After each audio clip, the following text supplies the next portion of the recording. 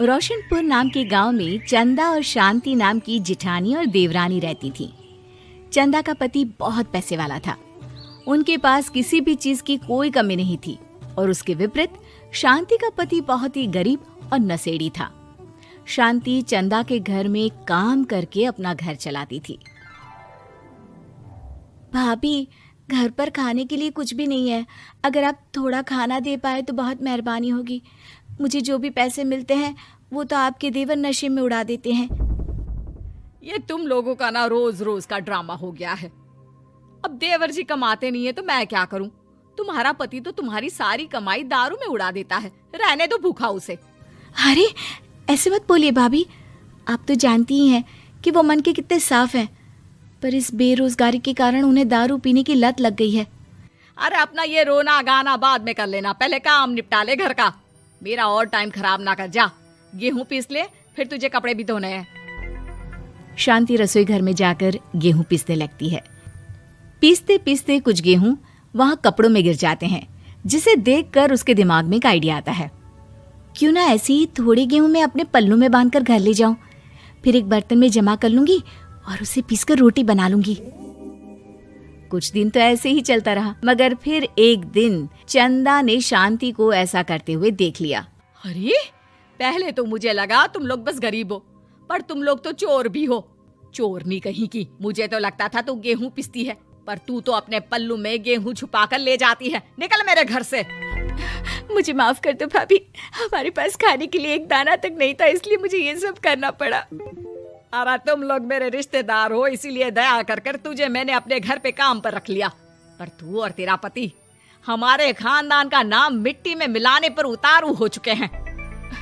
आपको मुझे जितनी गालियां देनी है दीजिए, मारना है तो मार भी लीजिए भाभी, पर मुझे काम से मत निकालिए।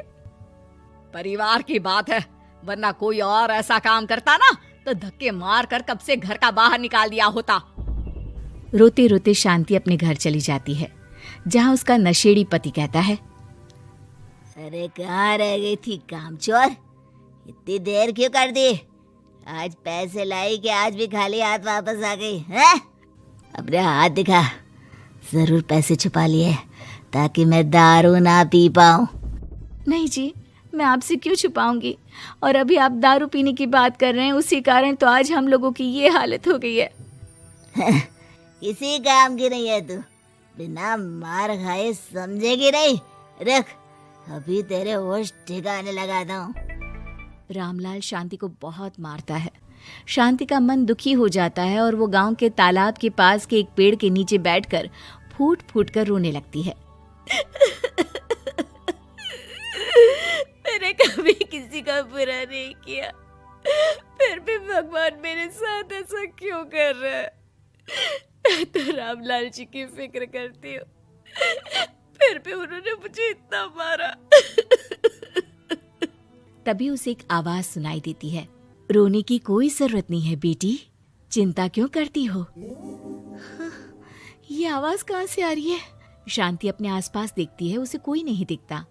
वो ऊपर देखती है, जहाँ उसे एक छोटी सी परी दिखती है। आप कौन है? आप तो कोई परी लगती हैं। हाँ बेटी, मैं इसी पेड़ पर रहती हूँ। मैंने तुम्हारी सारी बात सुनी, अब तुम्हें फिक्र करने की कोई जरूरत नहीं। अपनी आंखें बंद करो। शांति आंखें बंद करती है और जादुई परी अपनी छड़ी घुमाती है। उसकी छड़ी घुमाते ही पेड़ के सारे पत्ते सुनहरे रंग के हो जाते हैं। परी उनमें से एक पत्ता तोड़ लेती है और फिर से अपनी छड़ी घुमाती है, जिसके कारण सारे पत्ते पहले की तरह साधारण से दिखने लगते हैं। आंखें खोलो बेटा। लो, इस पत्ते को ले जाकर अपने तकिए के नीचे रख देना। ये तो एक साधारण पत्ता है, इससे क्या होगा? ठीक है, अगर आप कहती हैं तो मैं इसे रख लेती हूँ। शांति उस पत्ते को लेकर अपने घर जाती है और अपने कमरे में तकिए के नीचे रखकर सो जाती है। सपने में उसे वही पेड़ वाली जादुई परी दिखाई देती है। बोलो शांति, क्या चाहिए तुम्हें? मैं चाहती हूँ हम बहुत अमीर हो जाए और मेरे पति नशा करना छोड़ दे, उन्हें कोई काम भी मिल जाए। कल जब तुम सुबह नींद से जागोगी, तुम्हारी इच्छा पूरी हो गई होगी। अगली सुबह शांति नींद से जागती है। अपने आसपास का नजारा देखकर चौंक जाती है। उसके बिस्तर पर चारों तरफ सोने चांदी रखे हुए थे। हे भगवान, कहीं मैं सपना तो नहीं देख रही? इतना सारा सोना, वो भी मुझ गरीब के पास। रामलाल जी को बताती हूँ, वो बहुत खुश होंगे।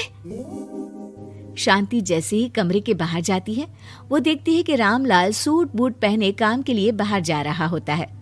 मुझे शहर में एक नौकरी मिल गई है शांति, मुझे आने में देर हो जाएगी, घर का ध्यान रखना।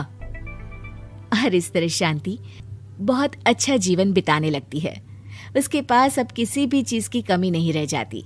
रातों रात शांति के पास आए इतने पैसों को देखकर उसकी जिठानी उससे पूछती है, अरे क्यों रे शांति, कहीं बड़ा हाथ मारा है क्या?